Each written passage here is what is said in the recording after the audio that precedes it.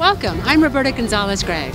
And I'm Jay Raley. Exactly 40 years ago today, a series of spontaneous violent demonstrations against a police raid occurred at the Stonewall Inn in New York City. Those riots in 1969 sparked the beginning of the gay rights movement that we celebrate every year as Gay Pride. And we're here in San Francisco's Castro District to celebrate Pride throughout the Bay Area. Outlook Video's annual Pride Edition special starts now.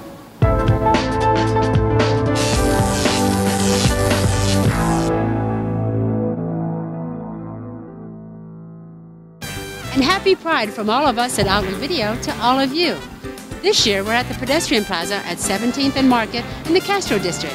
This area is now closed to vehicular traffic, so we get to sit at these lovely chairs and tables and bring this year's Gay Pride celebration one block up from Castro Street from the gayest four corners of the planet.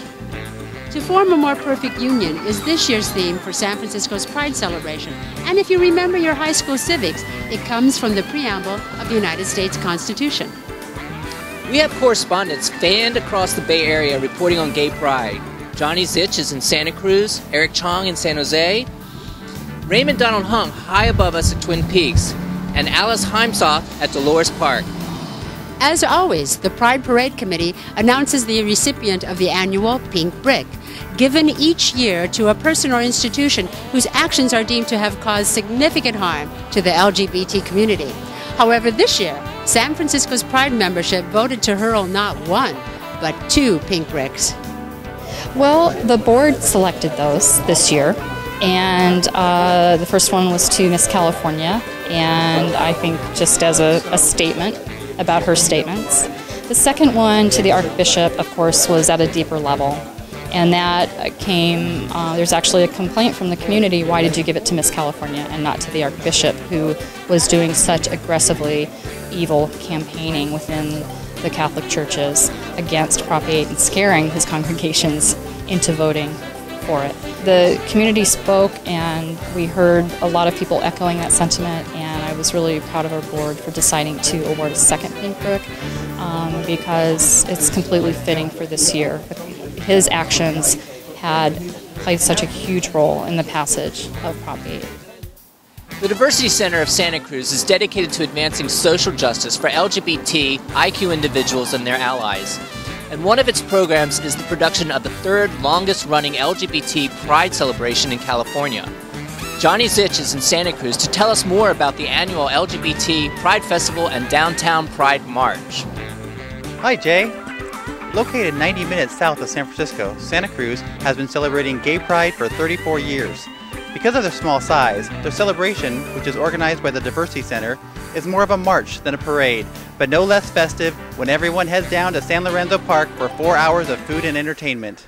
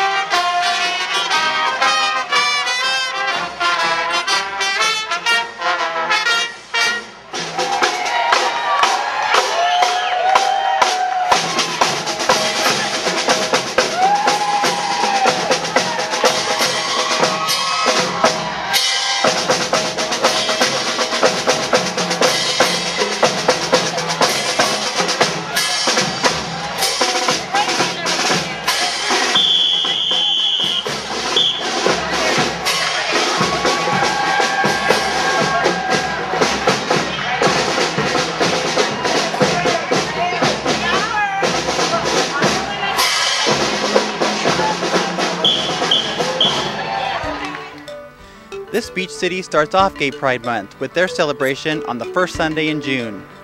For more information, point your web browsers to santacruzpride.org. In Santa Cruz, this is Johnny Zitch for Alec Video. Happy Pride, Jay and Roberta. Happy Pride, Johnny. San Jose's theme for this year's celebration is PRIDE. People, respect, individuality, diversity, equality. And it's the 34th year of Pride celebration in the town, immortalized by Dionne Warwick 41 years ago. Co-executive producer Eric Chan, who knows the way to San Jose, is there to tell us how 15,000 people celebrate Pride. Hi Roberta, San Jose continues its annual celebration of Pride for the 34th time. This year, San Jose Pride produced an inclusive and entertaining event with Family Day on Saturday, June 13th, with free admission to the festival grounds and activities for children. And on the following day, nearly 10,000 people attended the annual parade and festivities at Discovery Meadow.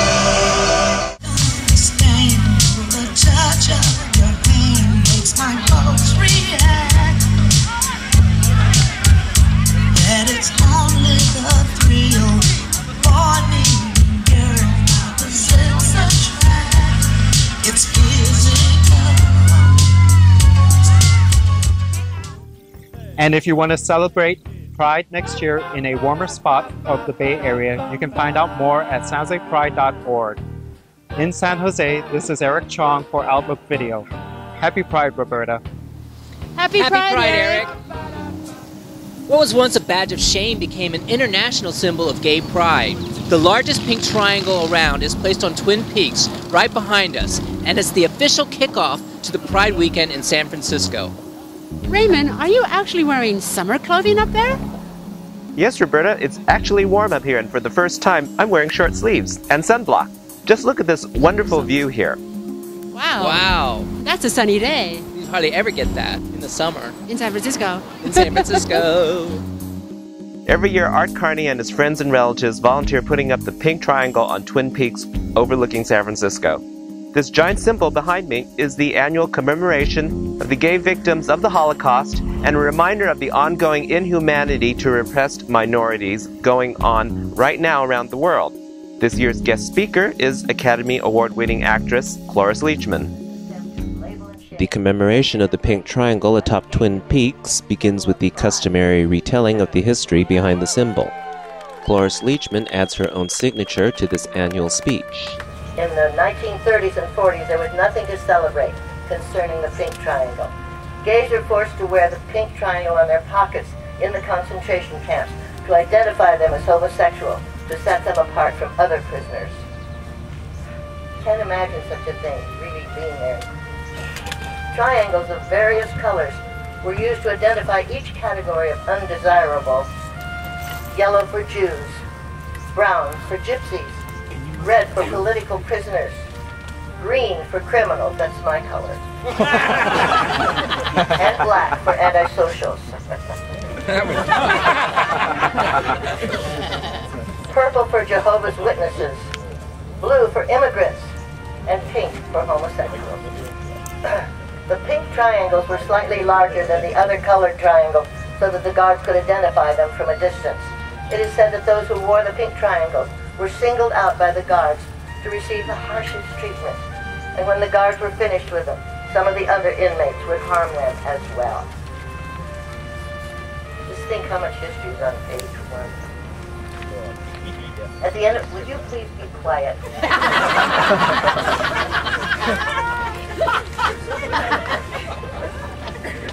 You can talk. At the end of the war, when the concentration camps were finally liberated, virtually all of the prisoners were released except those who wore the pink triangle. Many of those with a pink triangle on their pocket were put back in prison, and the nightmare continued. It is the same kind of senseless, irrational hatred that still haunts gays, Jews, blacks, and other minorities today. The Taliban in Afghanistan required non-Muslims to wear identifying badges on their clothing, just as the Nazis required their undesirables to wear identifying logos so long ago. History repeats itself. That is why Twin Peaks display is so important. We must remind people of the hatred and prejudice of the past to help educate others and prevent it from happening again. What happened in the Holocaust, this is my last line, must not be forgotten and must not be repeated. And though the treatment of gay people as second-class citizens happened 70 years ago, State Senator Mark Leno reminds us that history repeats itself even today. The way it unfolded in Europe in the early part of the 20th century, that no laws were broken.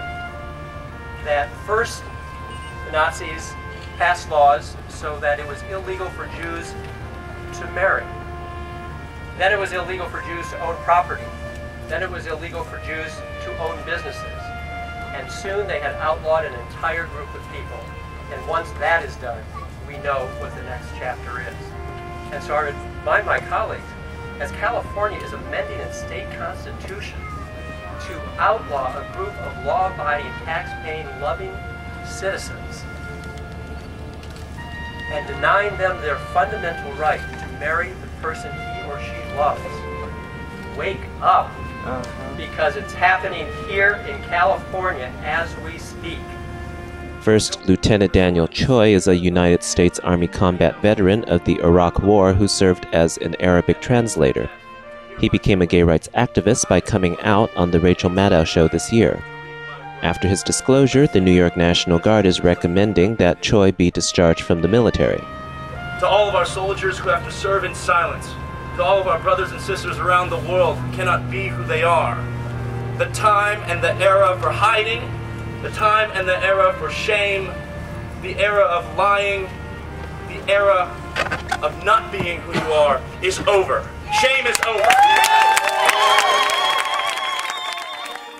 The Friends of the Pink Triangle are always in need of volunteers every year. So if you want to help out putting up this giant symbol, which takes a couple of hours, contact Art Carney at thepinktriangle.org. This is Raymond Donald Hong. Happy Pride, Roberta. Happy Pride, Raymond.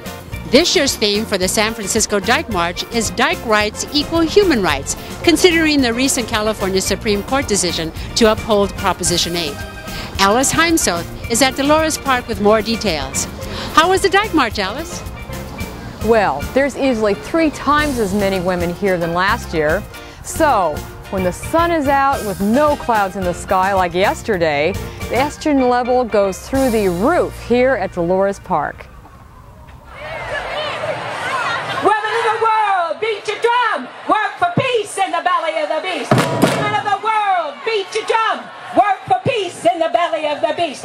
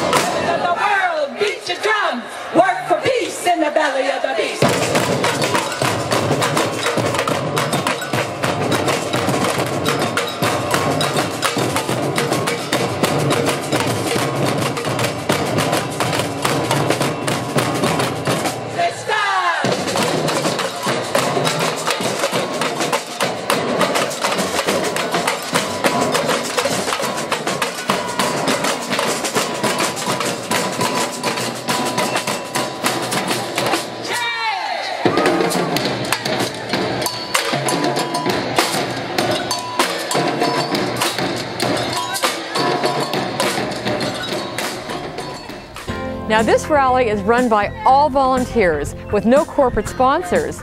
So, if you want to get in on the act, check out their website at thedikemarch.org. That's spelled THEDYKEMARCH.org. This is Alice Heimsoth for Outlook Video. Happy Pride, Roberta and Jay. Happy Pride, Alice. San Francisco Pride is just 1 year younger than the 40th anniversary since the Stonewall Inn riots. Ah, but who's counting? But for the first time, Gay Pride Month is being acknowledged by a sitting president in the White House. Yay! We bring you Northern California's largest gay pride celebration with over 1 million in attendance, the San Francisco Lesbian, Gay, Bisexual, Transgender Pride Parade.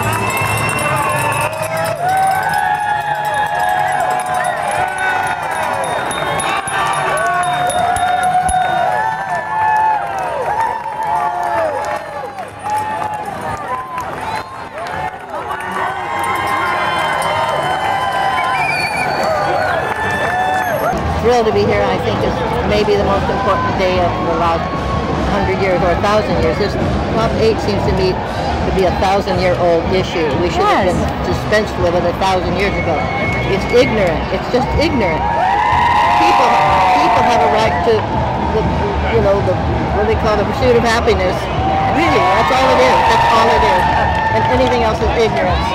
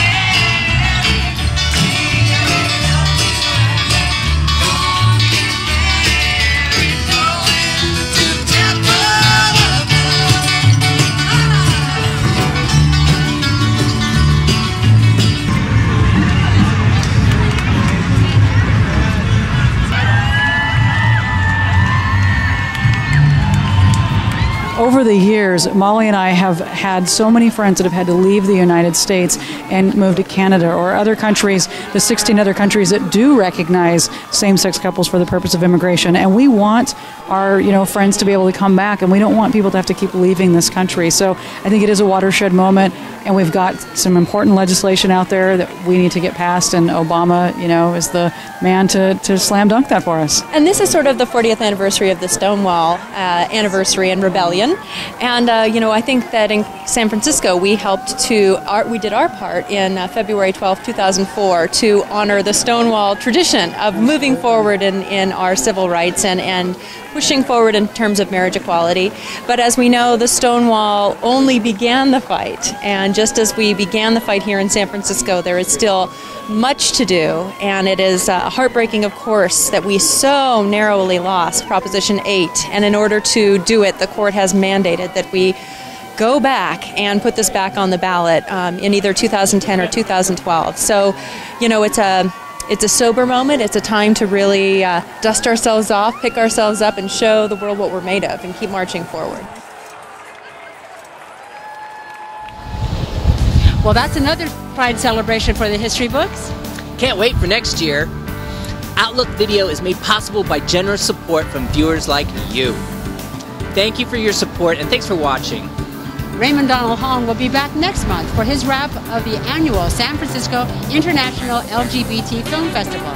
For all of us here at Outlook Video, happy Pride! Happy Pride!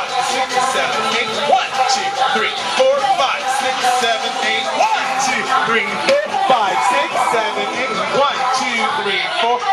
6, 7, 8. 1, 2, 3, 4, 5, 6, 7, 8.